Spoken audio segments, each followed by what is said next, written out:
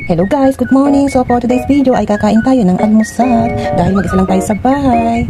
Ngayon lang ako kakain kasi maaga akong gumising 6:30 para magligpit na magligpit. At then natapos na ako sa lahat. After ng almusal ko ay mamamalingki naman ako. Kaya mag-aalmusal na masarap na kakanin. Galing pa ng Pilipinas. So ibinili ko sa isang shop dito kung saan tinatawag namin dito na Philippine shop. Kasi ang mga tinda doon ay mga galing na sa ating bansang Pilipinas. Ayan. Diba? Tapos meron pa siyang latik. Tawag dito ay latik. Sa iba ay hindi ko alam kung natawag na dito. Parang santan yata. Basta yun na yun. Sa akin tawag ko dyan ay latik. Yung pinalatik kasi yung agata. Ayan, sarap guys ha. Dati, kung napanood niyo yung dati kong video noong pa, bumili ako ng suman. Tapos, pag uwi ko, kakainin ko. Pagbiyak ko pa lang ay hilaw yung loob. Pero ito, luto. Alam niyo ba, favorite ko to guys. Ayan tayo. Ayan tayo. Ayan tayo guys. Pero alam niyo, mas gusto ko to kung ito ay mayroong kinagkad na niyog. Kinayod na niyog. Itong aking childhood memories na mga food na talagang na-enjoy ako nung bata pa. Hanggang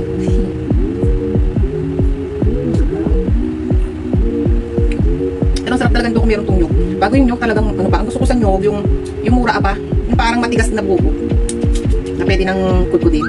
Yung sarap. Wala ka subuko. Mainit pa to guys kasi sinalang ko sa rice cooker. Inistim ko siya ng 7 minutes. Sabi ng amo ko, kakain sila dito ng hapunan. So, ibig sabihin, after lunch pa yung uwi nila. Kasi hindi naman siya nagpahanda ng lunch.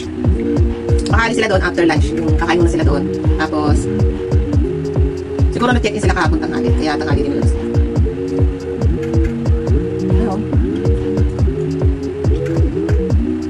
So, alas 8 pa lang ng umaga.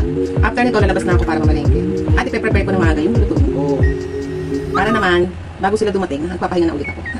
Kagabi, alas 12 na ako natulog kasi inayos ko na yung mga gamitan ko dahil tag-araw na dito. Summer na. So, kailangan yung mga damit namin na pang taglamig ay itatabi na. So, napalit na ako ng mga set ng damit. Pang summer na yung nakalabas. Yung pang winter, tinago ko na. So, kayo guys, ano ang almusal niyo? Wala kasama dito, hindi mga pusa. Yung talaga buhay na mga katulong dito or mga lover. Pero mas gusto namin yung ganito. Wala kaming kasama. Malaya namin nagagawa yung aming gusto. At walang mata dito guys. Alam nyo ba dito sa Hong Kong, ang mga bahay dito, kahit umalis yung amo, meron namang mata. Ano yung mata? CCTV. So wala naman kami CCTV. Kasi pagdating ko pa lang dito, meron yatang dalawa. Tapos tinanggal naman, mga wala pang 2 buwan, tinanggal na. Siguro obserbahan lang yung kirog ko tapos. Isip-isip nila, nakapagod naman lagi panoodin yung katulong natin kung ano ginagawa sa magkapon, hayaan mo siya. Wanang mabait. Diba?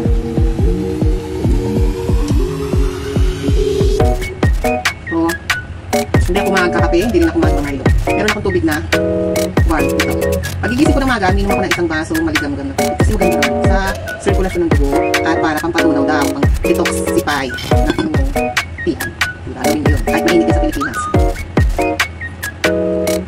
So, hanggang dito na. Wala na kakwento sa inyo. Bye-bye na. Bye-bye po. Bye! Ingat din sa Pilipinas. Dahil kainin ng maraming tubig at maligo ng madalas dahil napakainit. Okay? Bye-bye!